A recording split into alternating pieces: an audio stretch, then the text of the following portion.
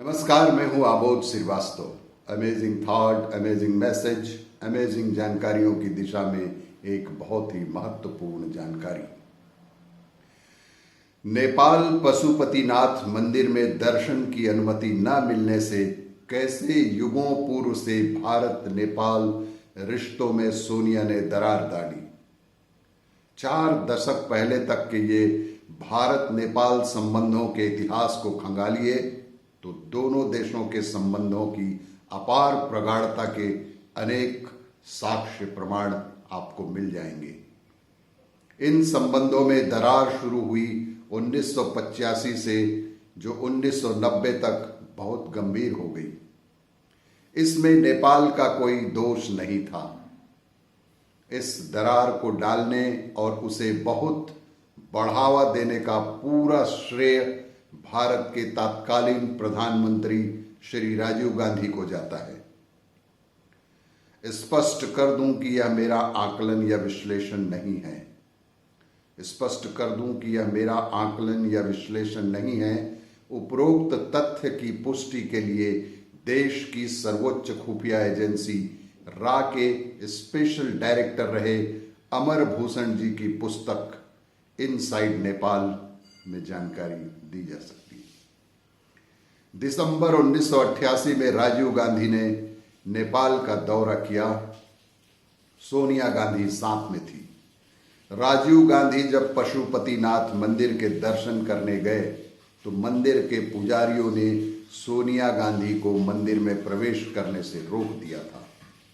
ऐसा इसलिए किया गया था क्योंकि पशुपतिनाथ मंदिर में गैर हिंदू को प्रवेश नहीं देने की परंपरा सैकड़ों वर्ष प्राचीन है।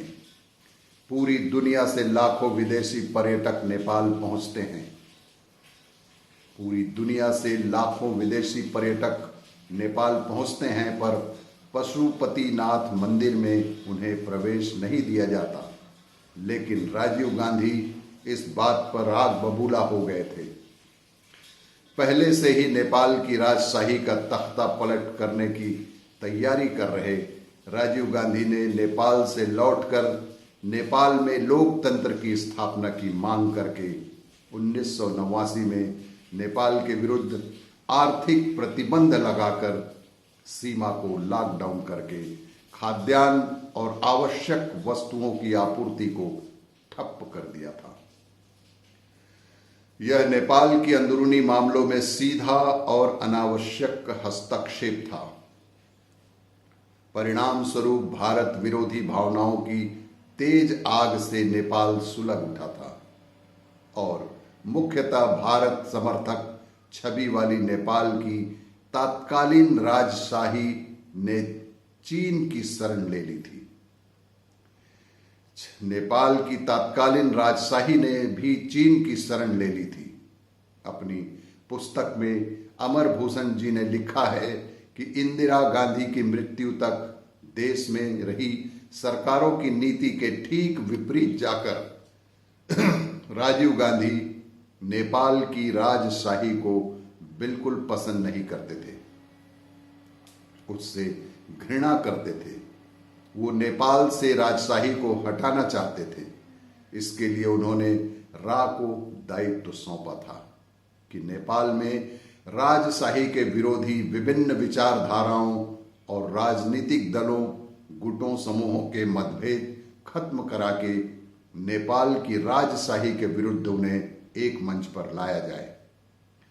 राजीव गांधी ने इसके अलावा रा को निर्देश दिए थे कि वह नेपाल में अपने ऐसे एसेट्स तैयार करें जो राजशाही को उखाड़ फेंकने में सहायक भूमिका निभा सकें।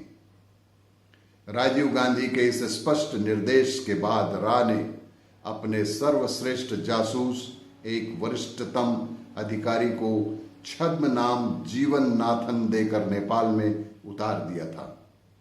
जीवन नाथन ने नेपाल में सक्रिय तत्कालीन वामपंथी, माओवादी, उग्रवादियों के सर्वोच्च नेता पुष्प कमल दहल और प्रचंड और वामपंथी राजनीति दलों से संपर्क साधकर उन्हें इस बात के लिए तैयार करना प्रारंभ किया था कि वो नेपाल के अन्य राजनीतिक दलों के साथ मिलकर राजशाही को नेपाल से उखाड़ फेंकने का संयुक्त अभियान चलाएं।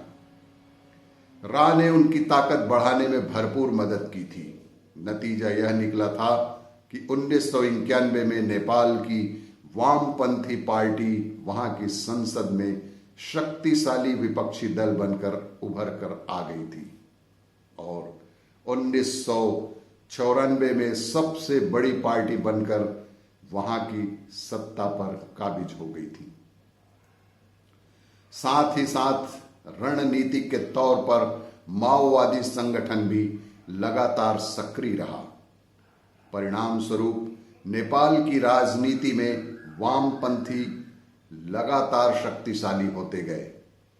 माओवादियों के दो सबसे बड़े नेता पुष्प कमल दहल उर्फ प्रचंड 2008 में और बाबूराव भट्टराई 2011 में नेपाल के प्रधानमंत्री बने। आज नेपाल की राजनीतिक स्थिति यह हो चुकी है कि 275 संसदीय क्षेत्र नेपाल की संसद में 174 सीटों के पूर्ण बहुमत के साथ नेपाल कम्युनिस्ट पार्टी सत्तारूढ़ है और नेशनल असेंबली की 59 में से 50 सीटों पर उसका कब्जा है। अतः आज नेपाल की सरकार अगर चीन के इशारों पर नाच रही है तो इसमें दोष नेपाल का नहीं है। आज नेपाल की राजनीति और राजनेताओं पर चीन पूरी तरह से अपनी पकड़ बना चुका है।